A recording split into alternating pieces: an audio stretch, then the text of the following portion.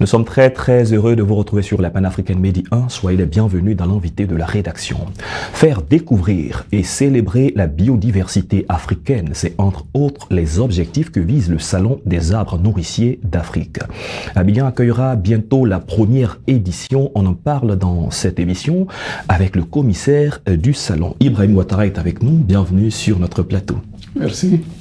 Nous l'avons dit, vous êtes le commissaire général du Salon qui fait l'objet de cette émission, mais vous êtes par la même occasion le président de l'Association pour les plantes d'Afrique. Alors avec vous, nous allons discuter d'un salon que vous organisez pour la première fois ici en Côte d'Ivoire. La première question, pourquoi est-ce que vous avez décidé de promouvoir les plantes, dites plantes d'Afrique? Merci. Je précise que l'Association pour les plantes d'Afrique est cette organisation-là même qui porte le projet du Salon des arbres nourriciers d'Afrique. Voilà. Pourquoi on a décidé de faire la promotion du Salon des arbres nourriciers? Voilà, il se trouve que ce sont des richesses naturelles qui sont de chez nous, qui sont bien de chez nous, qui ne sont pas souvent connues, mais qui sont très importantes.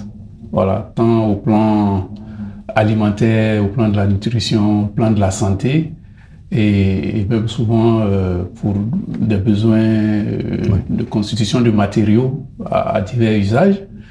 Au plan environnemental et tout, c'est important, et on les exploite, au plan économique également. Et souvent, ces plantes-là sont l'objet d'exploitation ou de destruction, ce qui fait qu'on assiste souvent à des phénomènes de raréfaction, voire même on va jusqu'à la disparition souvent de ces espèces-là. Et si on les perd, on perd l'usage, les bienfaits qu'on en tire. Vous voyez? Et ça va avoir des conséquences qui ne nous arrangent pas. D'accord, en revanche, si on les préserve, on va déjà préserver les bienfaits qu'on en tire, et on peut même en tirer davantage les bienfaits si vraiment il y a une bonne promotion, une valorisation qui est faite. Donc, notre salon vient vraiment pour réunir l'ensemble des acteurs autour des espèces là, pour adresser l'ensemble des questions qu'il y a autour, questions de préservation, de valorisation, pour que ça ne disparaisse pas, pour qu'on continue à en profiter, pour qu'on voit comment on peut davantage en profiter. Mais en même temps, il y a une question patrimoniale. La beauté de chez vous, la beauté de l'Afrique, elle se constitue avec tout ce que la nature nous a donné, et les plantes en font partie. Si on perd aussi, il y a cet élément-là qu'on perd. Est-ce que vous êtes en train de dire que beaucoup de difficultés que rencontrent nos populations sur le plan de la santé pourraient plus ou moins s'expliquer parfois par la raréfaction de certaines plantes médicinales, de certaines essences qui ont de l'importance mais qui sont portées disparues par la faute de l'homme? Oui, je veux dire que si vous... par nos connaissances, nos savoir-faire, nos connaissances ancestrales. Si vous avez l'habitude de vous soigner avec une plante, que ce soit les racines, les feuilles, je sais pas, les fruits, etc., ça peut être un arbre ou une espèce non ligneuse, une plante qui n'est pas un arbre. Si vous avez l'habitude de vous soigner avec, que vous ne retrouvez plus cela dans votre environnement direct, qu'il faut aller chercher peut-être maintenant à 50 km, alors que vous n'avez pas les moyens d'y aller, ou bien qu'à 300 km, ou bien peut-être même que vous perdez ça sur votre territoire national, que ça y est dans un autre pays, il va sans dire que cette possibilité-là que vous aviez de vous soigner, vous perdez. Voilà, je ne dirais pas que les problèmes de santé aujourd'hui qu'on rencontre sont dus forcément à la raréfaction, mais je vais dire que si les moyens qu'on a, les moyens de subsistance, les moyens de proximité qu'on a pour nous aider à vivre mieux au plan de la santé, si on les perd, c'est sûr que ça va aggraver le problème de la santé. D'accord. Est-ce qu'en réalité, il y a la méconnaissance de ces arbres nourriciers? Il y a la recherche scientifique qui accompagne, il y a des chercheurs qui bien des fois connaissent ce genre de plantes, qui ont fait des recherches avérées sur la question. Vous voulez faire la promotion de ces arbres nourriciers. Qui est la cible? Est-ce que c'est les pouvoirs publics? Ce sont les chercheurs? C'est tout le monde? Alors, je dirais que c'est tout le monde. Mais avant de revenir sur la cible, de façon plus détaillée, il faut dire qu'il suffit d'aller sur le net pour voir que les gens font de la recherche. C'est ça. Sincèrement, ils font de la recherche ici en Afrique, en Côte d'Ivoire, parfois même hors du continent. Il y a des personnes qui font de la recherche sur nos plantes. Et cette recherche-là, souvent, n'est pas connue. Oui, n'est pas connue. Ils font des recherches sur les propriétés, les bienfaits. Parfois, quand chez nos populations, en ethnobotanique, par exemple, quand souvent nos populations ont certaines connaissances. Oui. Quand les scientifiques apprennent ces informations, les scientifiques retournent en laboratoire pour faire des recherches souvent, pour voir, quand on dit par exemple telle plante soigne telle maladie, ils vont vérifier, ils vont faire des essais, souvent même sur les microbes. Tous ces résultats-là, quand vous allez sur le net, vous voyez quel est l'impact réel de telle plante sur tel microbe, etc. Il y en a qui font des recherches pour voir comment on peut, je veux dire, en guillemets, repeupler souvent nos différents espaces où peut-être ces espaces-là sont devenus rares, ces espèces sont devenues rares ou ont disparu. Il y en a qui font des recherches pour voir comment on peut peut-être créer des pépinières, etc. Vraiment, ils font des recherches sur tous les plans, au plan des valeurs nutritives même de ces plantes. Mais ces recherches ne sont pas connues. Effectivement, les scientifiques ont besoin justement de se faire connaître et de se faire aider surtout. Voilà, et c'est important. Donc, la cible que nous visons, les scientifiques, constitue vraiment un élément important de la cible. Alors, les autres cibles, voilà, donc on va continuer, scientifiques, chercheurs sur des universités, ceux qui sont dans des centres de recherche font partie. Vous avez les acteurs de l'agroforesterie, vous avez, comment on appelle, les tradithérapeutes, les naturothérapeutes, vous avez même ceux qui travaillent dans certains domaines des sciences humaines, qui étudient, voyez-vous, le rapport de nos sociétés avec ces plantes. Ils sont concernés, ceux de la botanique, les eaux et forêts. Les eaux et forêts, c'est très important de le dire. Les acteurs, les agents des eaux et forêts et les spécialistes de l'environnement sont concernés.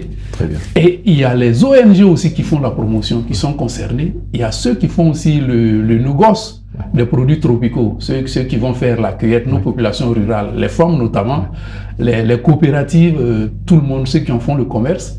Les restaurateurs, effectivement, qui les utilisent, ou des restaurateurs qui sont à la recherche de nouveaux goûts, entre guillemets. C'est une cible vraiment variée, diversifiée. Tout le monde, c'est vaste. C'est pour cela que nous disons que c'est un projet qui s'inscrit dans la valorisation des espèces de plantes indigènes d'Afrique dans une perspective de développement durable. Très bien. Du coup, tous les aspects sont concernés, économiques, scientifiques, culturels, environnemental, écologique. Voyez-vous, c'est vaste. Alimentaire, nutrition, tout. Très bien. Alors à ce premier salon qui est programmé pour le mois de juillet, c'est bien cela. Oui, c'est du 31 juillet. Oui. Au 3 août 2023. Alors, qu'est-ce qui est prévu lors de ce salon? On a vu tous les acteurs qui ont été cités, apparemment, qui sont convoqués pour ce salon, mais qu'est-ce qui va faire la particularité en termes d'initiative, en termes de résultats attendus? D'accord. Alors, j'ajoute que les acteurs gouvernementaux, les institutionnels sont aussi très, très importants. C'est souvent les premiers à être invités. Voilà. Donc, ils sont vraiment en première ligne. Ils seront invités. Alors, vous avez demandé... la particularité, le contenu du salon. Voilà, le contenu, les activités, le salon. D'abord, il y a l'exposition. Donc, une exposition avec des stands où tous les acteurs qui ont un lien avec ces plantes-là vont venir exposer. Il y en a qui font déjà la transformation. Vous avez un produit comme le Sumbala. Le Sumbala qui vient du néré, la plante, le fruit du néré, en nom scientifique par Kiabiklo-Gozar. Et donc, ce Sumbara-là, on le trouve dans les marchés, les femmes les vendent. Mais aujourd'hui, il y a des PME qui en font la transformation. C'est bien emballé, on en trouve dans des supermarchés. Vous voyez? Donc, ces personnes-là peuvent venir exposer. Les centres de recherche, les scientifiques peuvent venir exposer, les ONG. Et tout le monde, tous ceux qui sont concernés, qui mènent des activités, vont venir faire une exposition avec des stands. Ils vont louer des stands, faire des expositions. À côté de cette exposition avec des stands, vous avez à côté une exposition photo. Parce qu'il nous faut vraiment montrer ces merveilles-là en images. Vous voyez la plante elle-même, ses différentes parties, ses fruits, etc., ses différents usages. Donc il y a une exposition photo qu'on peut venir visiter en famille, avec les enfants. Tout le monde peut venir voir. Alors ces deux activités-là constituent les activités grand public. C'est ouvert au grand public. Voilà. À côté de ça, vous avez l'autre grande activité, on dirait les travaux scientifiques. voilà, qui va réunir vraiment une catégorie particulière d'acteurs, notamment ces scientifiques, ces représentants d'ONG, les acteurs gouvernementaux, les ministères techniques concernés. Sans oublier les médias. Tous les acteurs, voilà, on va cibler des acteurs, on va se retrouver dans une salle et il peut y avoir des colloques, des ateliers, des conférences. Mais cette année, on a simplifié, compte tenu du délai, ça sera des conférences. Ils vont prononcer des conférences. Très bien. Voilà. Alors, ce qu'on a fait comme remarque, c'est qu'après les colloques, après les salons, souvent la suite n'est pas assez claire. On n'a pas de visibilité sur les actions à mener après. Alors, quelles sont les perspectives après cette première édition? On va réfléchir, on va faire des propositions. La suite serait quoi? Voilà, donc c'est une biennale. C'est-à-dire qu'on organise ça une fois tous les 2 ans. Donc, ce serait déjà de voir comment organiser l'édition suivante. Avant l'édition suivante. Voilà, en tirant des leçons de ce qui n'aura pas marché ou de ce qu'il aura fallu, j'allais dire, renforcer. Donc, nous, c'est déjà de travailler à publier les documents qui vont sortir de cette première édition, les publier. Mais il faut dire que l'association, le salon est la grande activité, le grand événement de l'association. Mais il y a aussi d'autres activités que l'association va continuer à organiser, notamment des jeux concours à l'endroit des élèves, des jeunes, des enfants. Très bien, on aura l'occasion certainement pour un autre plateau de télé d'en parler, d'en discuter. Merci Ibrahim Ouattara. Mais je voudrais vraiment, avec votre permission, en 5 secondes, saluer vraiment les ministères techniques concernés, le ministère des Eaux et Forêts, le ministre Thiagwa, le ministère de l'Environnement, le ministère de l'Agriculture, pour tous les conseils qu'ils nous donnent en vue d'améliorer. Donc il y a des échanges de courrier avec nous, entre nous, il y a des rencontres, tout ça dans le sens d'améliorer. Je voudrais leur dire merci. Merci également d'être passé sur notre plateau. C'est la fin de cette émission. Merci à tous de l'avoir suivi. Bonne suite de nos programmes sur Média.